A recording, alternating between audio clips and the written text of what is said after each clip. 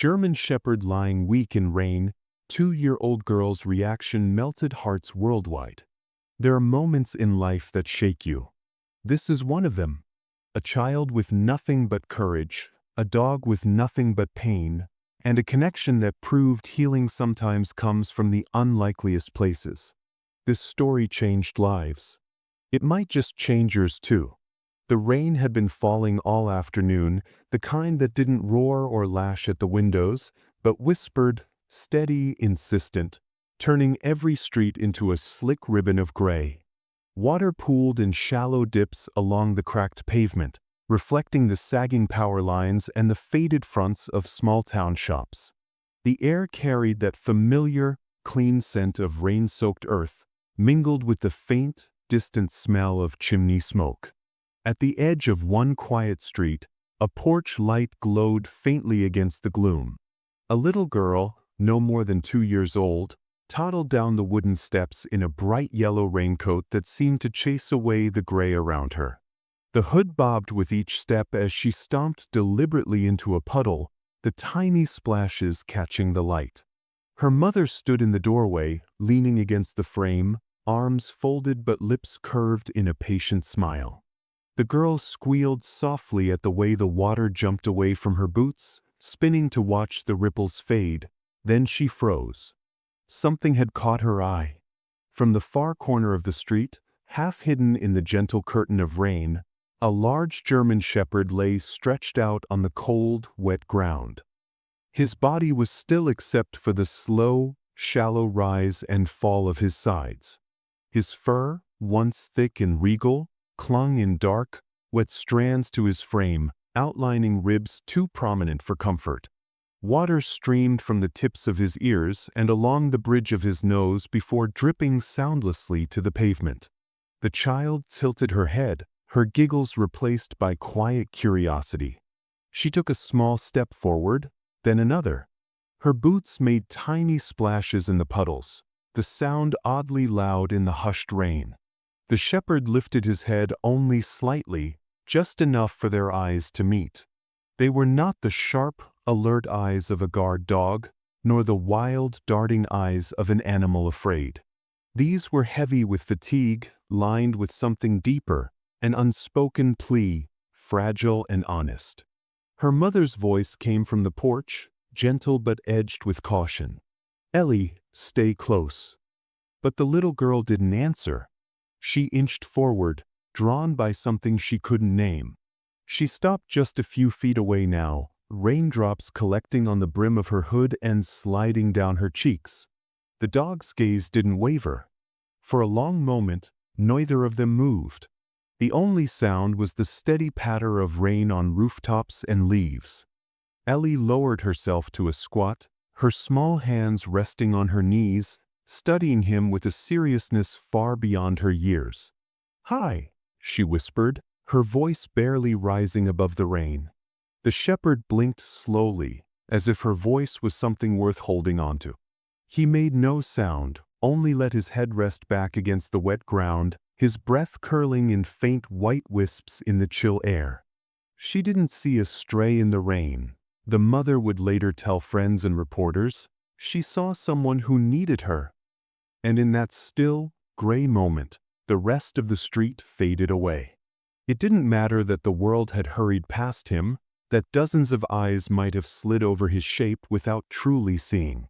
It mattered only that this one small child had stopped, had looked, had understood. What happened after that, born from a 2-year-old's stubborn kindness, would travel far beyond this street, far beyond this little town, and touch hearts in places she couldn't yet imagine. Inside the little blue house at the bend of Maple Street, warmth gathered in corners the way sunlight does on spring days, soft and familiar.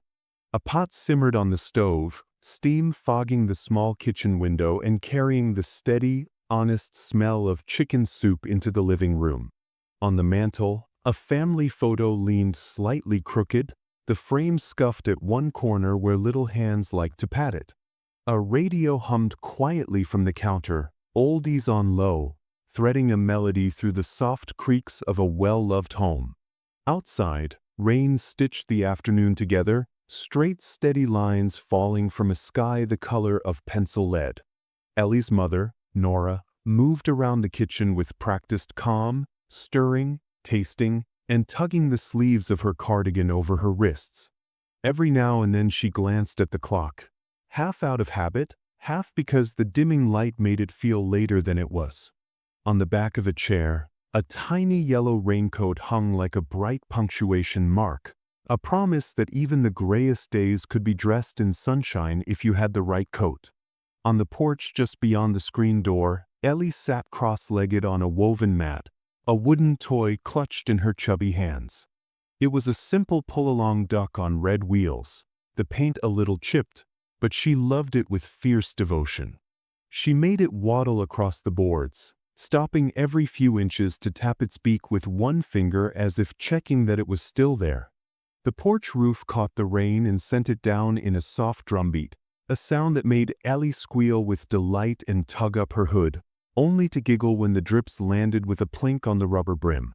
"Duck, duck," she told her toy as if sharing a secret. The wooden wheels clicked softly, and Ellie leaned forward to peer at the raindrops sliding off the edge of the porch. She stuck out one hand and let a single drop splat against her palm, then shook her fingers and laughed like she just performed a magic trick. Nora pushed the screen door open a crack. "You okay out there, Peanut?" Ellie turned, eyes bright under the rim of her hood, and offered up the duck for inspection. "Quack," she pronounced, which in her language meant everything is perfect. "5 more minutes," Nora said, smiling. "Then we come in for soup and toast." The toast popped at that exact moment, as if the kitchen and the sky had agreed on a rhythm. Nora went back to buttering slices, the knife whispering over crisp edges while the radio crooned about forever and always. She set 2 bowls on the table, one small, one big, and reached for the napkins she folded into neat triangles because it felt like a little kindness, even when no one noticed. Beyond the porch, Maple Street wore the rain the way old towns do, without complaint. The cracked pavement shone dark, puddles gathered in gentle curves along the curb, and the big oak across the way lifted its dripping branches like a patient umbrella over the sidewalk. Nothing hurried. The rain spoke softly. Even the mailboxes seemed to lean back and listen. Ellie's duck bumped against the porch step, and she made a little "oh" sound, scooting closer. She pressed her cheek to the damp railing to watch a thin rivulet trace its way down, nose wrinkling in concentration. Then, mid-giggle, mid-wiggle, she stopped. The world narrowed to a single shape at the far corner where the street met the little side lane by the laundromat. There, half on the sidewalk and half in the gutter, lay a German shepherd. At first, he was only an outline in the drizzle, a darker shadow against the gray. But the longer Ellie looked, the clearer he became. He wasn't curled tight the way dogs sleep when they're simply napping. He was stretched on his side, front legs long, head resting on the cold pavement. Rain had soaked him through and through. His fur clung in dark, heavy ropes along his ribs, each breath lifting and falling like the tide when the sea is tired. Ellie didn't have words for all that. She had a feeling, the same feeling that made her hold her toy a little closer, the same feeling that had, just last week, made her bring her mother a bandage when she saw the tiniest paper cut. It was the simple knowledge that someone needed her. She rose slowly to her feet, little boots thumping once against the porch as she stood. Nora, spoon hovering over the bowls, glanced up at the sound. "Ellie." But Ellie didn't answer. She took one small step down the porch, then another, the mat giving beneath her weight with a quiet squish. The rain found her again, tapping the top of her hood, sliding a gleam along the yellow fabric. She paused at the bottom step and peered into the rain. The shepherd moved just enough to lift his head an inch. His ears twitched weakly. He didn't bark. He didn't growl. He simply looked at her. Those eyes weren't the bright, cutting eyes of a watchdog on duty. They were softer, clouded by exhaustion, rimmed with the sheen of rain. If there was a word inside them, it was please. Not loud, not demanding, only honest. Ellie. Nora's voice came again, closer now. The screen door creaked and slapped lightly as she stepped onto the porch. She followed her daughter's gaze and froze too. The spoon clinked against the bowl as she set it down on the railing without looking. Back inside, honey. Now. Ellie stayed where she was, one hand wrapped around the porch post, her little knuckles pale against the damp wood.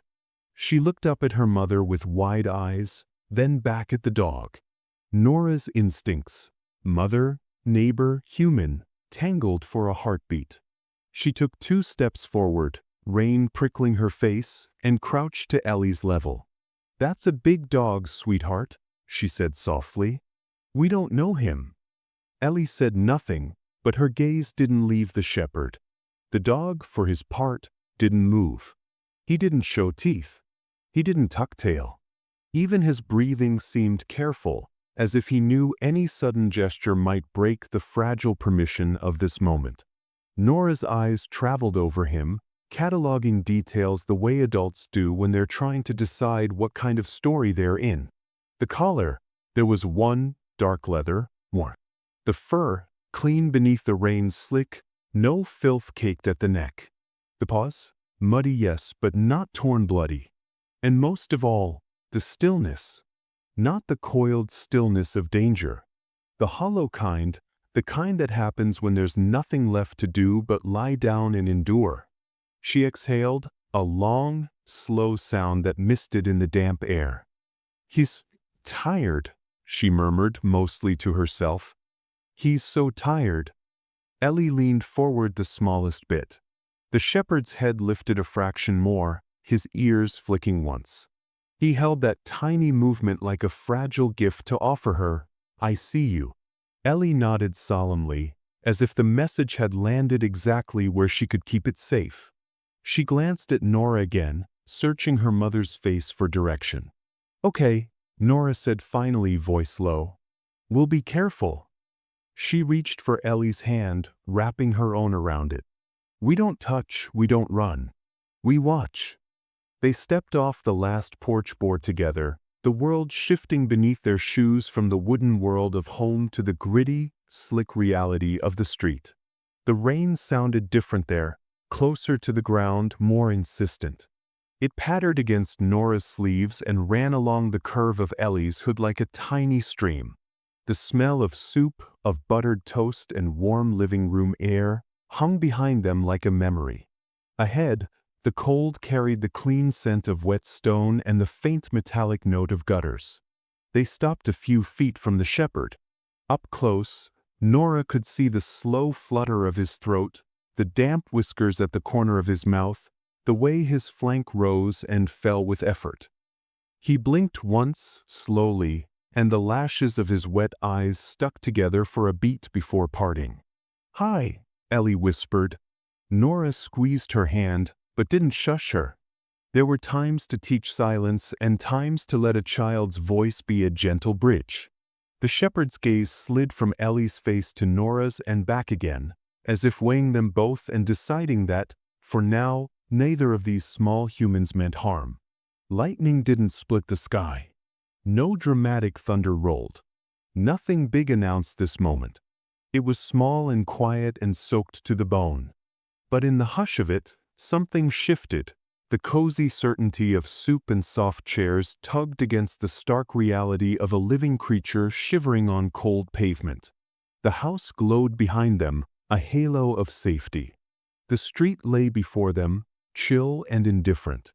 Nora felt the tug inside her chest that mothers recognize, the one that says choose kindness and caution at once. She took a slow breath. "Buddy," she said to the dog, her voice steady but gentle, "we see you." The shepherd's tail didn't wag, it barely stirred. But his ears softened, just a fraction, as if the word we had warmed something the rain couldn't reach. "Let's get an umbrella," Nora said softly to Ellie. "We'll stand with him a minute. Just a minute." Ellie nodded with the solemn gravity of a child entrusted with a task. As they turned to fetch the umbrella, Nora glanced back one more time. The dog had not moved. His eyes followed them, steady, patient, asking for nothing more than what was already being offered. To be seen, to be given a scrap of shelter, to be, for a little while, not alone on a cold, wet street. Inside, the soup would keep. Toast could be warmed again. But there are moments that will not wait, even in a small town where most things can. And this quiet meeting at the edge of the porch and the edge of the rain, felt like one of them. The umbrella lay unopened by the door. Nora had fetched it, thinking the moment outside would last no more than a minute, but Ellie's small frame was still planted firmly at the edge of the porch. She wasn't shivering, her raincoat and boots kept her warm enough, but her eyes hadn't moved from the dog. "Come on, Peanut," Nora coaxed from the doorway. "Let's get you warm and dry." Ellie shook her head, the motion slow and deliberate. Her hood shifted with the movement, a few damp curls sticking to her cheeks. "He's sad," she said, her voice soft but certain, as if she were telling her mother a fact that could not be argued with. Nora blinked, the words lodging somewhere in her chest. She'd seen plenty of animals, strays, farm dogs, the neighbor's cat, but she'd never thought to label them that way. Sadness belonged to people, or so she'd always assumed. Or maybe, Ellie's brow furrowed as she looked at him, he's tired. The shepherd hadn't moved except to adjust his head a fraction, settling it more comfortably, or as comfortably as cold, wet asphalt could allow. Rainwater threaded down his muzzle, collecting at the tips of his whiskers before falling in slow drops that darkened the pavement beneath him. His sides rose and fell with a careful rhythm, the kind that made Nora think of conserving energy, of holding on just a little longer. From where she stood, she could see a subtle tremor run along his spine, a shiver that seemed to come from deep inside. His tail lay limp, its fur plastered to the ground. There was no collar, no tag to flash with a name or a number. Just the dark leather strap that might once have held them, now worn and frayed at the edges, almost blending into the wet fur around his neck. Nora wrapped her sweater tighter around herself, the rain misting her face where the porch overhang didn't quite reach. Approaching him still felt like a risk. He was big, even in this depleted state, and Ellie's safety came first. But the picture he made, alone in the rain, silent, unmoving, was a hard one to walk away from. Across the street, a door creaked open. Old Mr. Jacobs stepped out onto his stoop, tugging the brim of his flat cap low against the drizzle. He was retired from the hardware store now, but still carried himself like a man who measured days by the jobs he could finish before supper. He squinted through the rain toward where Ellie and Nora stood. "You see in him too?" he called, his voice carrying just enough over the steady patter. Nora glanced up. "The dog?" "Yeah. Been hangin' around since Monday." He leaned against his porch post, rubbing a hand over his chin. "First time I saw him, he was sittin' up lookin' down the street like he was waitin' for someone. Next day, same spot, only layin' down. Didn't touch the scraps I set out." Nora frowned. "You tried to feed him?" "Course I did. Figured he was lost." Jacobs shook his head. He didn't even sniff it. Just kept staring down the road. Ellie's gaze flicked between the two adults, not following the full meaning of the words but catching enough to know they were talking about him. She gave a small, decisive nod, as if confirming a conclusion she'd already reached. "Looks worse today," Jacobs went on, his tone lower now. "Rained all night. Poor fella's soaked through. Can't be good for him." Nora glanced back at the shepherd. The rain had deepened the colors of his coat, the black along his back gleaming against the tawny fur at his sides, but the beauty of it was dulled by the way it clung. His paws were caked in a thin layer of mud, not fresh but dried and re-wetted, like he'd walked a long way days ago and never quite found rest. Her mind sifted through possibilities. Was he dumped? Did someone move away and leave him? Had he wandered off from a farm? She'd heard stories, none of them good. And though she didn't know his past, she could see his present clear as anything.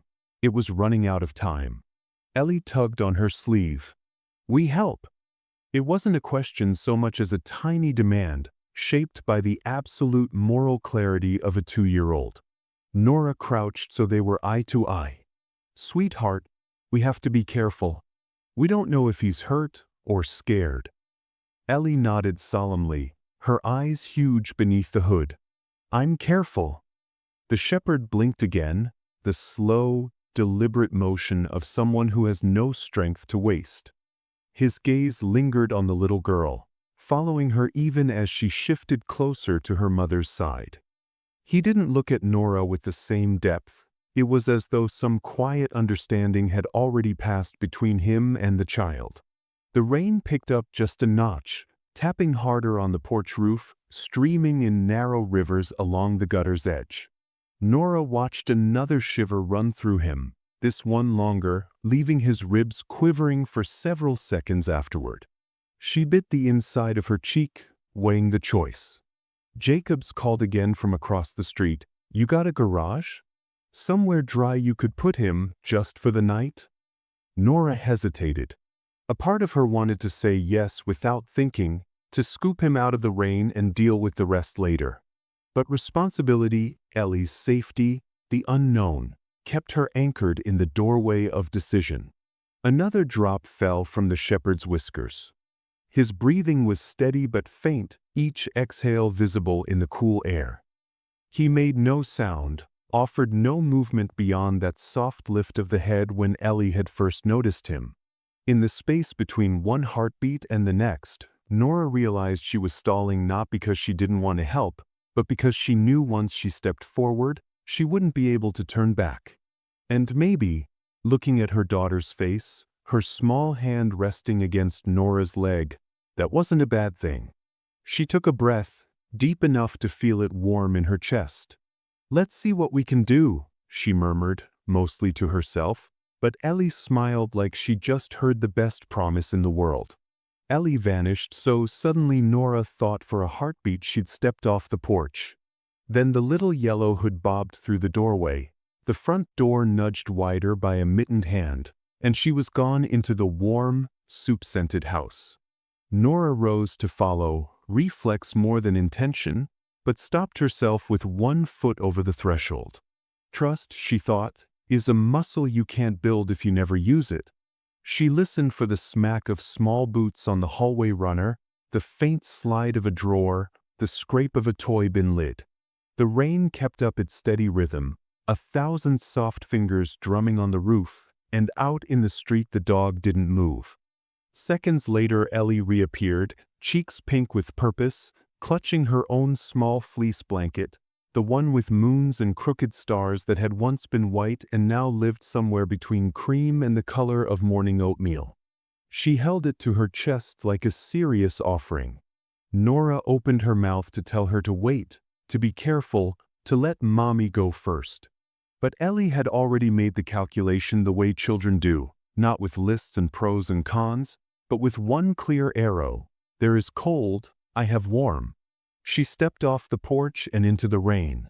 Her boots found puddles because boots always do, sending tiny silver crowns into the air that broke and melted back into the street.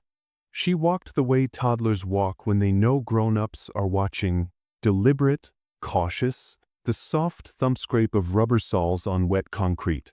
The German shepherd's eyes tracked her, not wide with fear, not narrowed with challenge, just steady, a candle held behind glass. When Ellie reached the fringe where the porch shadow ended and the open rain began, she paused, looked back at Nora, and lifted her little blanket as if to ask permission from a higher court. Nora nodded. It wasn't a grand gesture, just a small lowering of defenses, but it felt like cracking a window in a sealed room. "Okay," she called softly.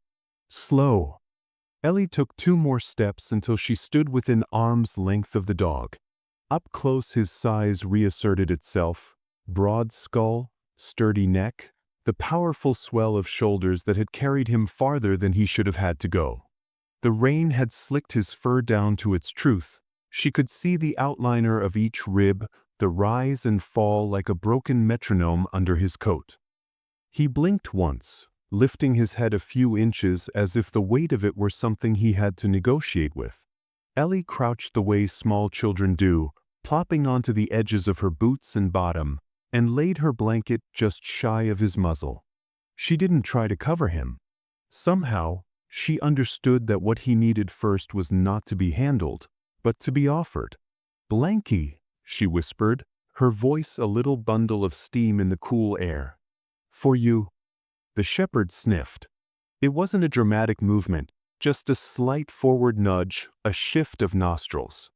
His nose brushed the fleece, and Nora watched a breath move through him that looked different from the others, fuller, slower. Scent is the first language of dogs, and Ellie's blanket smelled like a house that was not his, a family that was not his, soap and maple syrup and sleep. It smelled like safety. He closed his eyes for a moment as if he'd been allowed to set something heavy down. Nora realized she was holding her own breath and let it out. From across the street, Mr. Jacobs had stopped pretending he didn't care and was watching openly now, his hand curled white-knuckled around the porch rail. "Good girl," he murmured, not sure whether he meant the child or the dog. "Stay," Nora said, not to the dog, but to Panic, to all the imagined headlines that flare like summer lightning in a parent's mind. She stepped back inside, grabbed the ceramic mixing bowl from the dish rack, rinsed it quick so it wouldn't smell like onions, and filled it with warm water from the tap, warm enough to tempt, not so warm it would shock a cold stomach. She moved quickly, because urgency is kinder when it's quiet, and came out with the bowl held low to show her hands were full of nothing but help. When she squatted near the shepherd, she felt rather than saw the shift in him. His ears did not pin, they tilted, curious. His eyes flicked to her face, then back to Ellie, then to the water. She set the bowl on the pavement so slowly it was almost theatrical, sliding it an inch closer with 2 fingers until the ripples lapped the rim. The dog lifted his head again and leaned, tongue just barely peeking out. His first sip was tentative, the way someone tastes soup to check if it's too hot. Then the second sip. Then a third, deeper, and Nora could hear the soft lap-lap, the hollow sound of water leaving the bowl, the swallow that traveled down his throat and rested in his chest like a small sun. He paused between drinks, eyes closing as if he were counting to 3, then took a little more. Ellie watched with the essential reverence of children who have discovered they can help. "More?" she asked the air, not knowing that the answer was sailing down a thread between them already. The dog drank until the bowl was half empty and stopped on his own. He licked his lips, the droplet on his whisker replaced by one of cleaner water, and let his head settle near the fleece as if to say, "Thank you for putting the world within reach." The rain softened, as if the sky itself had relaxed now that the first move had been made. The harsh patter smoothed into a hush, the kind of sound that makes people whisper without knowing why.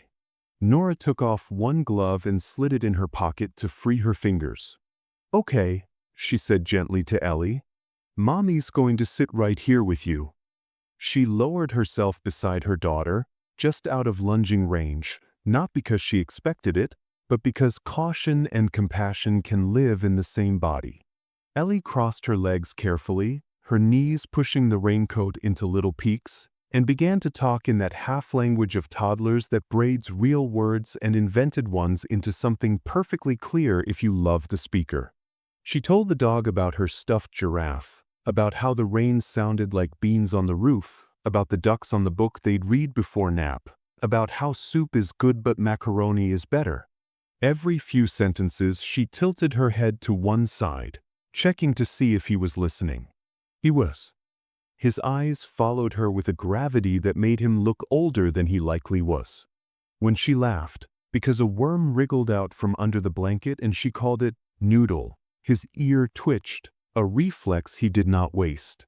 When she paused to think of the next thing, he blinked slow, the way friends do when they want to show they are still here.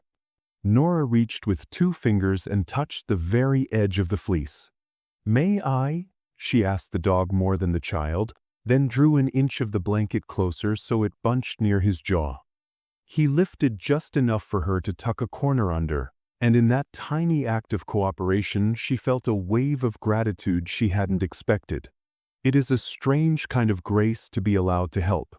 Mr. Jacobs shuffled across the street with that old man wave that asks permission without words. Nora nodded him over. He came with a tablecloth folded over his arm, a gingham one from a picnic that surely ended with lemonade, and draped it over the nearest patch of sidewalk so the cold wouldn't leach through Ellie's rain pants. "Didn't think I'd use this in the rain," he muttered, embarrassed by his own tenderness. Then, with a look at Nora, "Got any chicken?" Might tempt him to eat a bite. "We have soup," she said, "but I think there's some leftover chicken." She stood reluctantly. "I'll be 2 minutes." To Ellie, "Stay on the blanket with Mr. Jacobs. No touching unless Mommy says."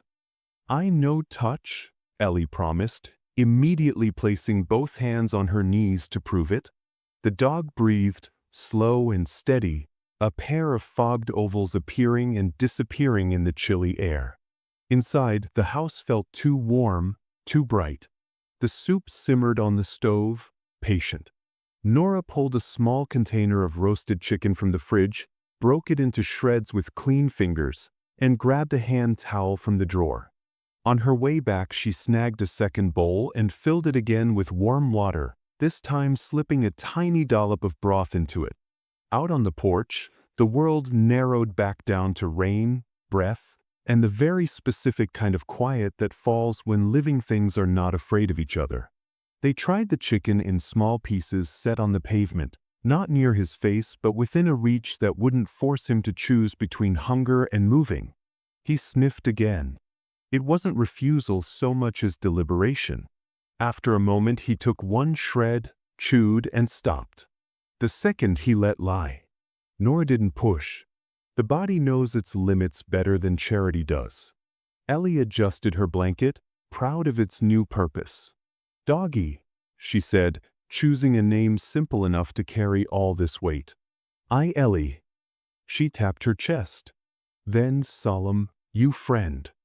She pronounced it Fwen, and the dog, Doggy for now, blinked another of those slow blinks that felt like a hand laid over a racing heart. A car hissed past at the end of the block, tires cutting a lane through shallow water. Somewhere a wind chime fussed weakly, tinkling off-tempo. The rain thinned to lace, and Nora could hear individual drops instead of a crowd.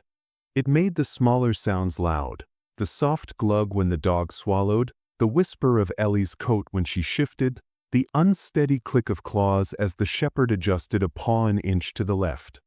His nails were worn but not overgrown. Someone had cared for him once.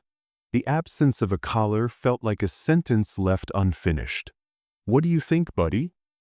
Nora asked, keeping her voice low, the way you speak near sickbeds and cradles. "You've had a rough go, huh?"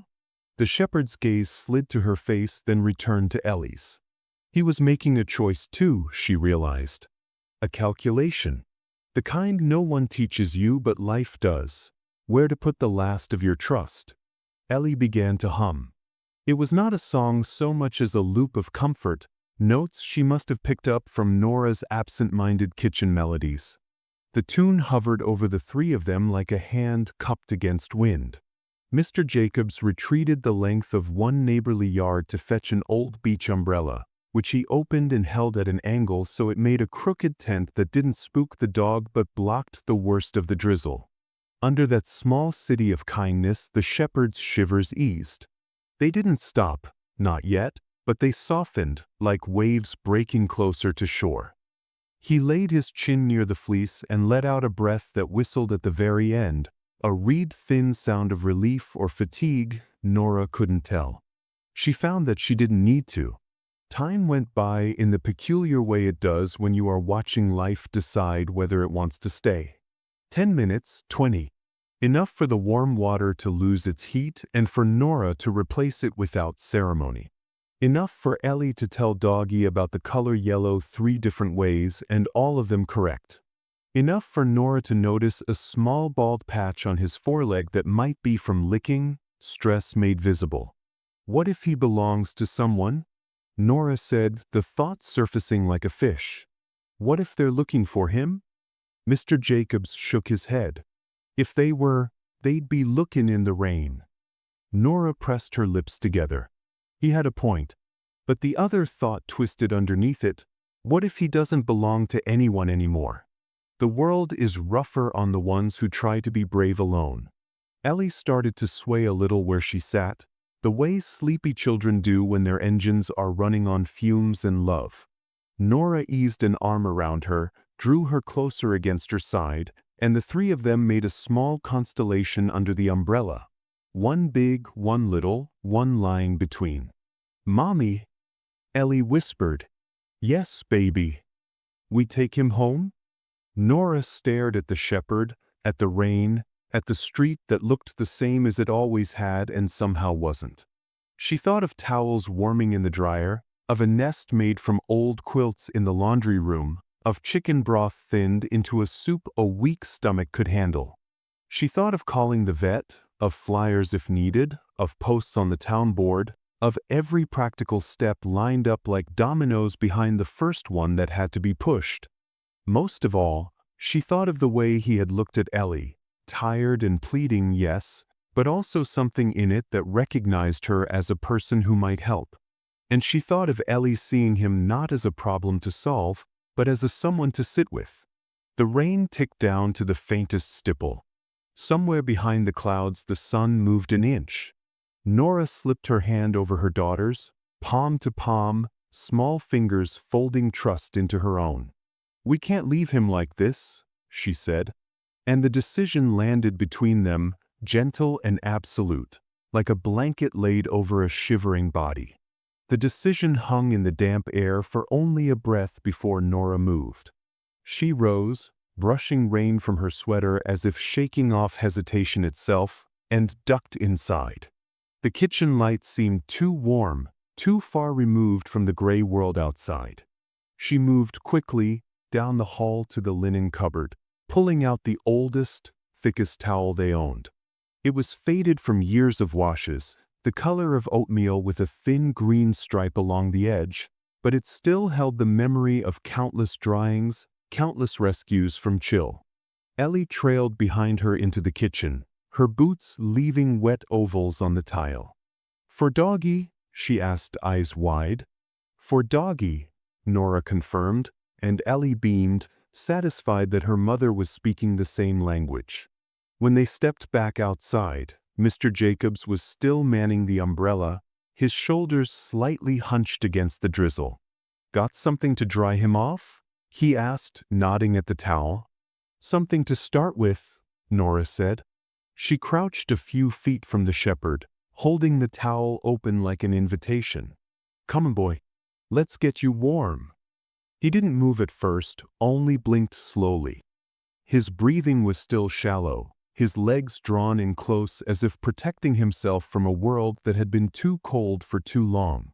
Then Ellie stepped forward, gripping one edge of the towel as though she were holding a lead rope for a pony.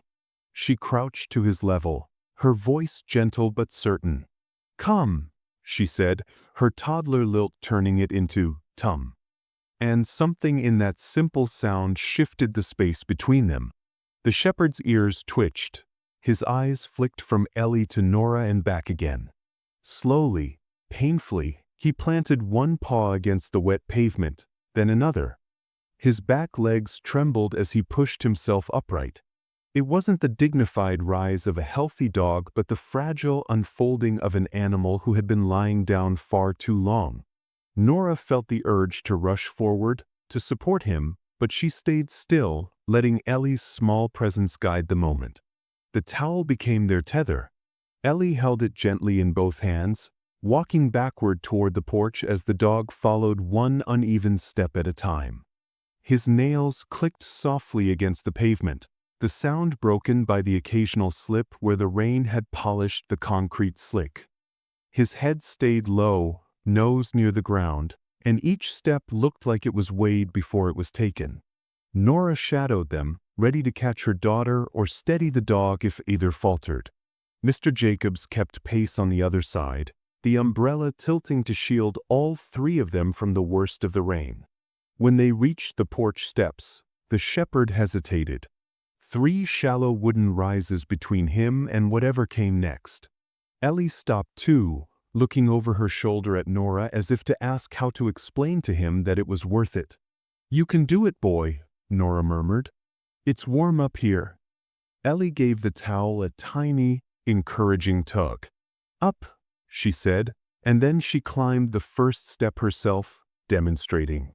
It took him 2 tries. The first, his back legs slid slightly, and Nora's breath caught in her throat. The second, he managed, and from there he took the remaining steps with a slow, deliberate rhythm, pausing on the top landing as though he'd just summit a mountain. Nora had already spread a thick, dry blanket on the porch near the small space heater she kept for cold mornings. The heater's low hum filled the air, a soft counterpoint to the rain. She guided him onto the blanket, where he collapsed almost immediately, legs folding under him in a way that spoke of exhaustion more than rest. Steam began to rise from his fur almost at once, curling into the cold air like ghost breath. The smell of wet dog filled the porch, earthy, sharp, but somehow comforting in its honesty. Nora draped the towel over his back, working it gently along his sides, careful not to tug at any tangles. Beneath her hands she felt the hard lines of his ribs, the faint ridges of his spine. As she moved the towel toward his flank, her fingers brushed something different, a long, pale scar that ran just above his hip.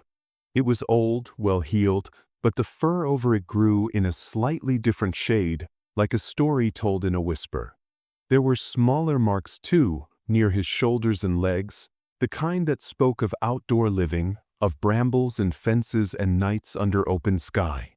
Ellie knelt beside him, her raincoat creaking as she folded herself onto the blanket. She took off one mitten and rested her small hand near his paw, not touching, just close enough for him to feel the presence. "Warm now," she told him, her voice as certain as if she were stating the color of the sky. The shepherd shifted slightly, letting out a breath that rattled faintly at the end.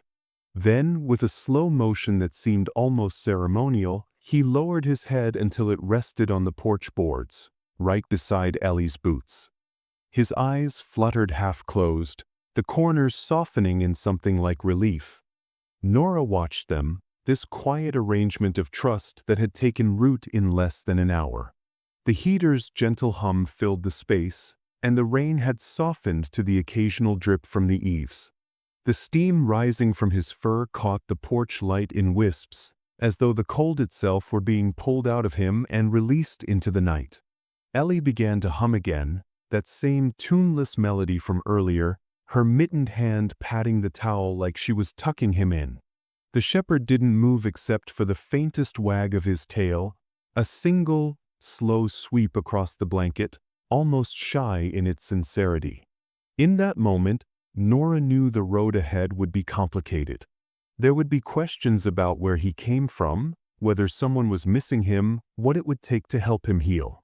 But right now, in this patch of warm light on a rain-washed street, none of that mattered. What mattered was that a small child had decided he was worth saving, and that he had believed her. Nora hadn't planned on posting anything right away. Her focus, that first evening, was on keeping him warm, coaxing him to drink, and making sure Ellie got her supper and bath without the excitement tipping into overtired tears. But once the little one was asleep, curled beneath her own blanket with the moons and crooked stars, Nora found herself sitting on the porch again. The shepherd, her daughter's doggie, lay on the dry blanket near the heater, breathing slow, steam long gone from his coat but the faint scent of rain still clinging. She lifted her phone, took a picture without flash so the moment stayed soft. his head resting on his paws, eyes half closed, the towel draped loosely over him. In the background, the porch light caught the silver streaks of lingering drizzle. She posted it to the local community group online, typing, "Found this boy today lying in the rain on Elm Street. No collar. Weak but gentle. Does anyone recognize him?" She added nothing else. No guesses, no judgments, but within minutes, the post had likes and comments. People tagged neighbors, cousins, old classmates. A handful suggested vets who might scan for a chip, but it was a comment about 20 minutes in that made her sit up straighter. "I think that's Rex. He used to belong to Mr. Halvorson, the old dairy farmer out on County Road 6. Nora's fingers hovered over the keyboard. Before she could reply, another comment appeared from a different name. "Yes, I remember him. Rex was always with Mr. H. When Mr. H passed last month, no one knew where the dog went. Thought maybe a neighbor had taken him in." The thread unraveled quickly after that. Stories began to pile in, each one a fragment that built a clearer picture. Someone recalled seeing him near the edge of their pasture a week after the funeral, sitting in the frost at dawn. Another remembered him at the old feed store 2 towns over, standing near the door as though waiting for someone to come out. A woman said she tried to approach him once, but he'd walked away, not running, just moving on, as if she wasn't the one he was looking for. The comments painted a portrait of a dog with a quiet sort of dignity, the kind who didn't beg, didn't bark at strangers, but carried himself like a shadow to the man he loved. And when that man was gone, he kept looking, not frantically, but steadily, like someone retracing a path they've walked 100 times, certain it will lead them home again. Nora scrolled through them slowly, feeling the edges of each story press against her heart. The loyalty in it was as heavy as the loss. Rex. Yes, she was starting to think of him by name, hadn't simply run off. He'd been left untethered in a world that had lost its anchor point. She typed a reply under the original recognition. "Does anyone know if he has family? Anyone looking for him?" The answer came from a man who said he'd been Mr. Halvorson's neighbor for 20 years. No close family. Just the farm. The property's been empty since the sale went through. Rex used to go with him everywhere. Truck rides, market, feed store. After the funeral, he hung around for a few days, then started wandering. Guess he's been trying to find his way back ever since. Nora set the phone down, her throat tight. She looked at him, Rex, sleeping on the porch. Even in rest, his ears twitched faintly at night sounds. A car passing at the far end of the street, a drip of water hitting the railing. His paws flexed slightly, the claws just brushing the blanket. She thought about the scar along his flank, the worn nails, the way he had kept his vigil in the rain, waiting for something that wasn't coming. It wasn't just hunger or cold that had hollowed him. It was the slow erosion of having nowhere that was his. Inside, the house smelled faintly of the chicken broth she'd heated for him earlier. He'd eaten only a little, but enough to bring a touch of color back to his gums. Ellie's rain boots were tipped over by the door, a faint smudge of muddy paw on one toe where Rex had rested his head. She picked up the phone again, typing one last message before bed. "Thank you for the stories. I'll keep him here for now. If anyone has more memories of Rex, please share them. I think he'd like to hear them." It was silly, maybe, to imagine a dog understanding the words on a screen. But she knew he would understand the voices if they came. Voices saying his name, voices speaking with the warmth of recognition.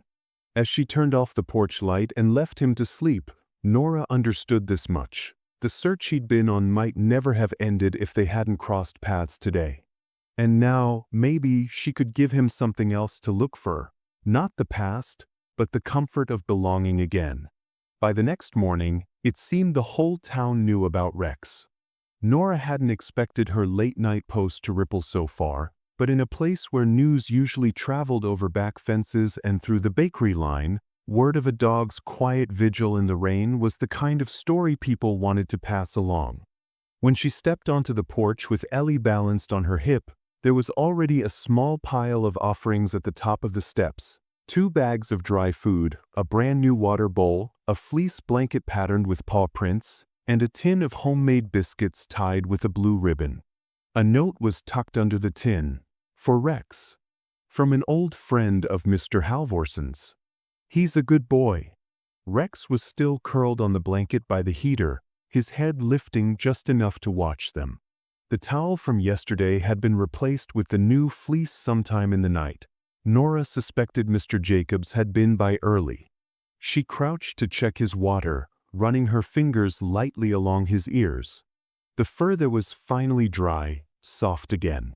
At mid-morning, a knock on the porch railing announced Mrs. Phelps from down the street, holding a paper sack of treats from the pet supply shop.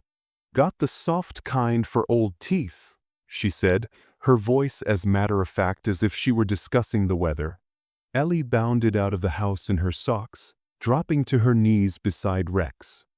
"He's my friend now," she declared proudly, running one small hand down his shoulder.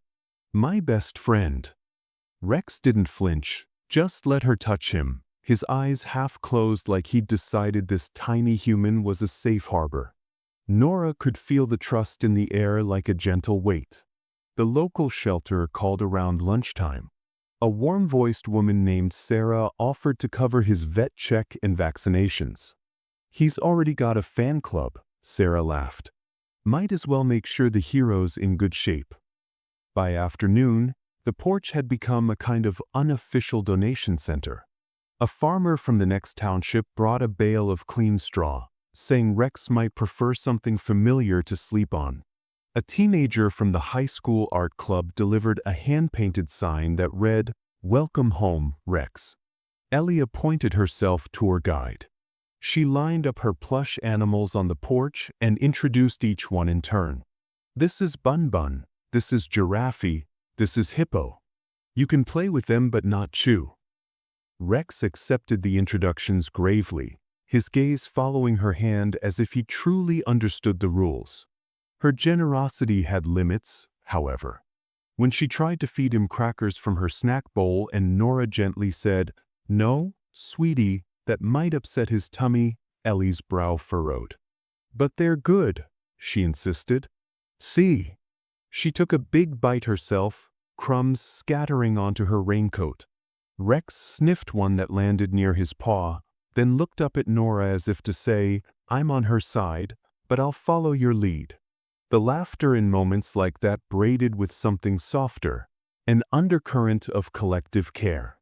Neighbors lingered longer on the porch steps, not just to see Rex but to talk. They traded stories about Mr. Halvorson, about dogs they'd loved, about winters when the town had pulled together for someone in need. And outside their small circle, the story kept traveling. Nora's post had been shared hundreds of times.